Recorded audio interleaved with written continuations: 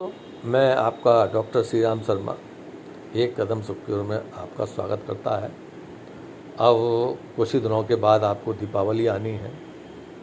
दीपावली भी लोग जो ज्ञाता हैं हमारे, मुझसे बहुत सीनियर भी हैं, जूनियर भी हैं, आपस में बहुत बहस चल रही है। आज विश्व BHU में, बनारस में मीटिंग हुई है। वहाँ हमारे जो सीनियर ज्योतिषाचार्य हैं हमारे, उन्होंने आज तारीख तय कर दी है कि दीपावली 31 अक्टूबर को मनाई जाएगी। और लड़ाई चल रही है 3 दिन से, 1 नवंबर, 31 अक्टूबर, 1 नवंबर, 31 अक्टूबर। कुछ लोगों ने हमसे पूछा तो हमने भी भैया, उन्होंने कहा ऐसा हम 1 को नहीं कर सकते। मैंने कहा भैया आप लक्ष्मी की पूजा तो आप 31 को भी कर सकते हैं, 1 को भी कर सकते हैं, कोई दिक्कत नहीं। अब दीपावली 31 को मनाओ। हाँ, हमारी 1 तारीख को छुट्टी होती है, क्योंकि किसी किसी का मार्केट कहीं रविवार को बंद रहता है, कोई मार्केट सोमवार को बंद रहता है, किसी का मार्केट मंगल को बंद रहता है। उस हिसाब से अपने अपने हिसाब से बात कर रहे थे, तो उस पर हमने बना दिया कि भैया अपनी इच्छा से बना लो। फिर भी मेरी तरफ से 31 अक्टूबर को मनेगी। आज जो मंत्र मैं दूंगा, आज वीडियो में ना तो मैं बोलूँगा ना डिस्क्रिप्शन में लिखूँगा, ये आपको मंत्र मुझसे लेना पड़ेगा, क्योंकि ये बहुत शक्तिशाली मंत्र है। लक्ष्मी देवी का एक स्वरूप है, बहुत शक्तिशाली स्वरूप है, उसका मंत्र भी बहुत शक्तिशाली है। उसके बारे में थोड़ी जानकारी देता हूँ। जो मंत्र देंगे वो देवी लक्ष्मी का होगा। कर्ज मुक्तेश्वरी कह सकते हैं, और नाम दूसरा भी है, उसे बोलते हैं कमलेश्वरी। रूपों का आह्वान करते हैं। जो साधक को मंत्र दूंगा वो जिसको मंत्र दूंगा वो साधक हो जाएगा या साधना करेगा तो साधक के रूप में माना जाएगा।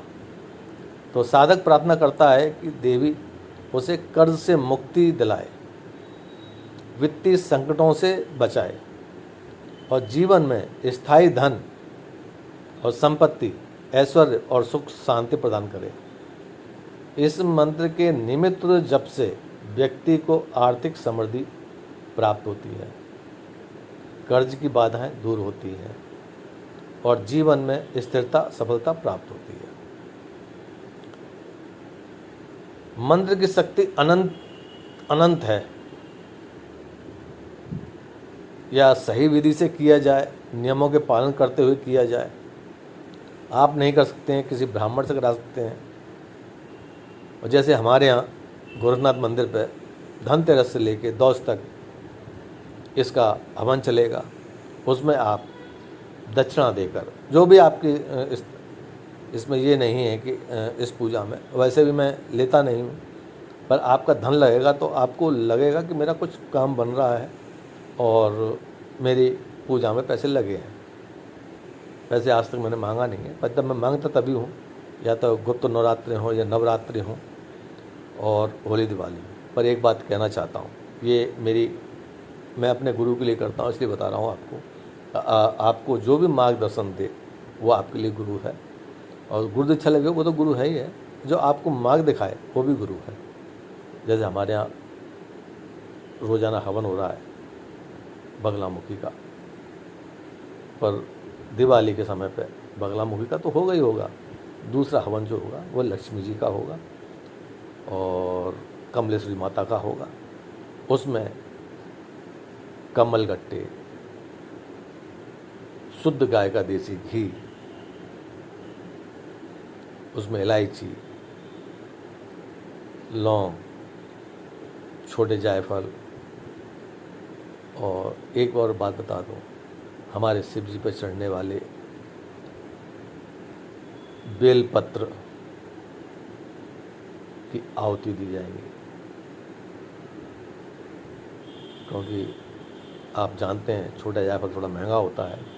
एक लेने जाओ तो 5 रुपये या 7 रुपये का मिलता है, बड़ा वाला नहीं, वो छोटा वाला। आहुति बहुत होंगी तो कितनी चाहिए।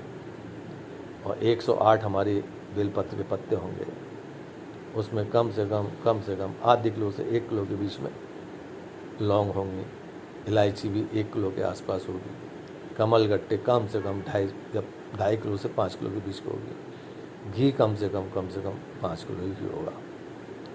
खर्चा बहुत होता है। मैं तो आप लोगों के लिए करता हूँ, क्योंकि जो मेरे भक्त हैं उनके लिए तो मैं करता ही करता हूँ।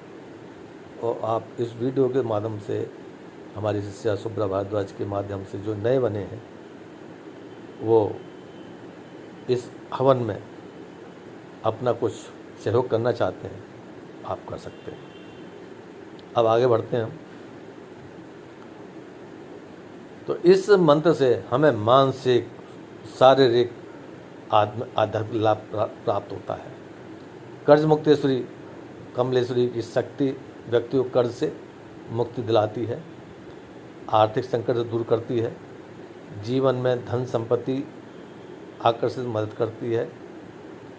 और इतने लाभ हैं, मैं आपको गिनाना शुरू करूं तो बहुत लंबा वीडियो हो जाएगा, फिर भी मैं बता देता हूं खास। आर्थिक समृद्धि तो 1000% सही करती है। कर्ज से मुक्ति बिल्कुल समाप्त कर देती है। धन के नए स्रोत बनाती है। जीवन में सुख शांति का अनुभव देती है। मानसिक तनाव, मानसिक शांति के लिए बहुत अच्छा प्रभाव पड़ता है। परिवार में जिसके में सामंजस्य नहीं है, प्रेम नहीं है, उसको सही करती है। रोजगार के अवसरों में वृद्धि करती है। बिजनेस में सफलता देती है। घर में धन संपत्ति की वृद्धि देती है और नकारात्मक ऊर्जा का नाश करती है। जीवन में स्थिरता लाती है। आर्थिक समस्याओं से बचाव करती है। ऋण चुकाने की रास्ते खोज के आपको कमाने को देती है, फिर आप कर चुका सकते हैं। और कहीं निवेश कर रखा है ज़मीन जायदाद में तो उसमें लाभ दिलाती है। धन संपत्ति की रक्षा करती है और देवी लक्ष्मी की कृपा बरसती है। धन से जितने भी जुड़े विवाद हैं आपके जीवन में वो सुलझाती है। समृद्धि और सफलता को प्राप्त होती है। समृद्धि मिलेगी, सफलता भी। वैसे इस मंत्र को करने के लिए, ये मेरी राय है, ये किसी ब्राह्मण की राय नहीं है, किसी ज्योतिषाचार्य की राय नहीं है। मैं जो करता हूँ मैं वो बताता हूँ। सूर्योदय या सूर्यास्त के समय उत्तम होता है। इस मंत्र का जाप 11 माला करनी चाहिए और 11 दिन तक करना चाहिए। मैं तो अब जो दीपावली पे धनतेरस से लेके दीपावली की दोस्त तक ये हवन रोज होगा, तो उसमें आप सहयोग करना चाहिए।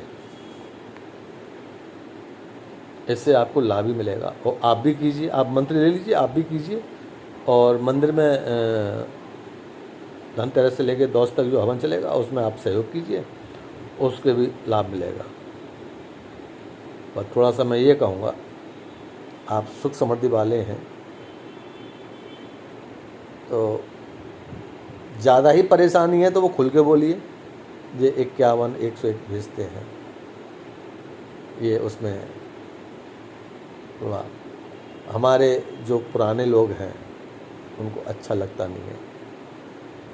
इससे घमंड वाली बात नहीं है। और आप देंगे भी तो मैं लोगों को बताऊंगा नहीं, क्योंकि अब के मुझे बहुत लोगों ने कहा, कहाँ महाराज जी, कहाँ गुरु जी, आपने क्या 51 101 आप लेते नहीं हो और हमारे लिए करते हो, तो उसमें भी 51 101 दे रहे हैं। पर ये कि अपनी अपनी जेब की बात है, ये मैं जानता हूँ, पर लोगों को अच्छा लगता नहीं है। फिर भी कोशिश कीजिए। साल में जितने त्यौहार आते हैं, हमारे 2 त्यौहार सबसे बड़े हैं, होली और दिवाली। इस दिन अपने मार्गदर्शक को, अपने गुरु को खाली हाथ मत छोड़ना। गुरु पूर्णिमा पे तो करते हो, पर इस पे मत छोड़ना। मैं अपने गुरु के यहाँ, मेरे पिता मेरे गुरु हैं, मैं उनको देता हूँ। मैं उनको समय भी देता हूँ, क्योंकि मेरे पिता भी हैं, मेरे गुरु भी हैं। और मंदिर में हम किसी से कुछ लेते नहीं हैं, फिर भी हम पुजारी है और मंदिर का रख रखाव है, उसमें खर्चा बहुत होता है, फिर भी मांगते नहीं है। माता रानी हमें कहीं ना कहीं किसी न किसी के द्वारा जो मंदिर से जुड़े हुए हैं वो अपने आप करते रहते हैं। वो तो एक अलग टॉपिक हो गया। इसके साथ हो सकता है कि आपको ये लगे कि ये मांगने का तरीका महाराज जी का शुरू हो गया, तो ये मांगने का तरीका नहीं है, ये मैंने अपनी दिल की बात कही है। हाँ, मैं कह रहा था 11 माला रोज़ करनी है और 11 दिन करोगे तो सोने पे सुहागा है, आगे करते रहोगे तो भी सोने पे सुहागा है। इसमें सावधानी ये बरतनी है कि आपको काला नीला कपड़ा नहीं पहनना है, काला और नीला कपड़ा नहीं पहनना है, और 11 दिन तक आप ब्रह्मचर्य का पालन करें तो ज़्यादा अच्छा है, वो बहुत अच्छी बात है। और आपको बता दूं, मंत्र जप के दौरान मन को एकाग्र रखें, मानसिक और शारीरिक को शुद्धता रखें, किसी को अपशब्द ना बोलें, और महिलाओं को तो अपशब्द बोलना ही नहीं है। आप ना देवी लक्ष्मी का मंत्र करेंगे, आपके घर में माँ है, पत्नी है, बेटी है, इसलिए आप किसी से अपशब्द नहीं बोलेंगे। और नकारात्मक विचारों तो दिमाग में लाना ही नहीं है, सकारात्मक विचार लाएं, आपको 1000% लाभ मिलेगा। और ये दिवाली के बाद में आपको पीछे मुड़ने की ज़रूरत पड़ेगी नहीं। ये ऐसा मंत्र है, पर मैं वीडियो में नहीं दूंगा, आपको मांगना पड़ेगा तभी दूंगा, क्योंकि ये मंत्र ऐसा है कि मैंने वीडियो में डाल दिया, आपने उल्टा कर दिया तो आप तो परेशान होंगे, आप भी संकट में जाएंगे, मैं भी संकट में जाऊँगा। और वैसे ये मंत्र दीक्षा लेने के बाद करना चाहिए। जिस लोगों को दीक्षा नहीं ले रखी है और ये मंत्र करना चाहते हैं तो रास्ते हैं, वो मुझसे मेरे व्हाट्सएप नंबर से ले सकते हैं। मेरा व्हाट्सएप नंबर है 9319113964। दोबारा सुन लें, 9319113964 पर आप मुझसे मंत्र ले सकते हैं और तरीका पूछ सकते हैं। आज के लिए इतना ही। जय श्री राम।